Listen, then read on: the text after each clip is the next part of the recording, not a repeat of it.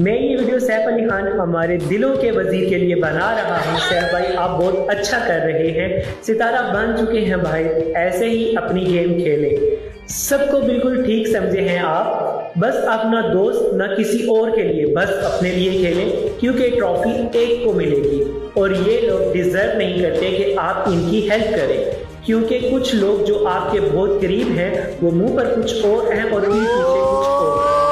बाजी परवीन से दूर रहें, शेर हो आप और लोगों के दिल में एक नहीं 10 अकाउंट खोल चुके हो आप। एंड पर 4 लाइन आपके लिए, बज़्म अखबार में हासिल ना हुआ चैन मुझे, मुतमिन दिल है बहुत जब से अलग बैठा हूँ, मेरा अंदाज नसीर अहले जहां से है जुदा, सब में शामिल हूँ मगर सबसे अलग। अरे क्या बात है, शेर आया, जगा दिया शेर को, चीता है ब्रो।